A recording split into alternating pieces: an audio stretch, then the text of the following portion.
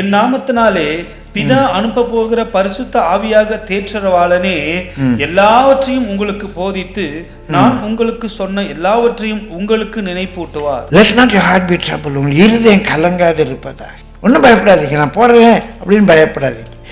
என்னென்றைக்கு உங்களை விட்டு எடுபடாத தேற்றரவாளாகிய பரிசுத்த ஆவியை நான் உங்களுக்கு கட்டளை. அவர் எப்போதும் உங்களோடு கூட உங்களுக்குள்ளே இருப்பார். உங்களுக்குள்ளே இருந்து உங்களோடு கூட பரிசுத்த ஆவியர் உங்களை விட்டு விலகுவதில்லை, உங்களை கைவிடுவதில்லை.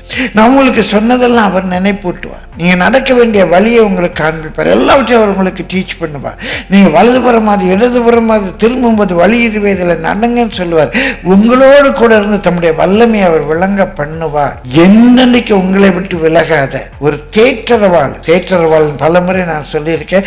ஐயோ அழாத, ஐயோ அழாத, அச்சோ அழாத. அது தேற்றுதல் அல்ல, அது கன்சலேஷன், ஆற்றுதல். சூடா இருக்கிறத கொஞ்சம் குளிர பண்றது தான் ஆற்றுதல். தேற்றுதல் என்று சொன்னால் பிரியமாலே அவன் உடம்பு தேறிட்டு ஃபோர்ட் என்றால் கோட்டை. நம்ம அப்படியே ஒரு கோட்டை மாதிரி பலமுள்ளவர்களை மாற்றி தேற்றரவாளன் என்று சொன்னால் பரிசையில் தேறிட்டான் பிள்ளை, அவன் உடம்பு தேறிட்டு வருது, அதான் தேற்றுதல். ஆண்டவர் அழாத அச்சோ அழாத என்று சொல்லி என்னை ஆற்றுகிறது மாத்திரமல்ல, என்னை ஸ்ட்ராங் ஆக்குறவர்.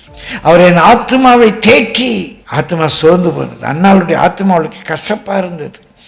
யோகுடைய ஆத்மா கழுத்தை நெரிச்சிட்டு சாகலாமான்னு விரும்புது. பிரியமல்ல, ஆசாப்புடைய ஆத்மா ஆறுதல் அடைய மறுக்குது. என்ன செய்யறாரு? அந்த ஆத்மாவை ஸ்ட்ராங் ஆக்குறார். அவர் ஆத்மாவை தேற்றுகிறார். என் பக்கத்துல 1000 பேர், வலதுபுறத்துல 10000 பேர் விழுந்தாலும் நான் கலங்க வேண்டாம், பயப்பட வேண்டாம், அப்படி என்ன ஸ்ட்ராங் ஆக்குறாரு.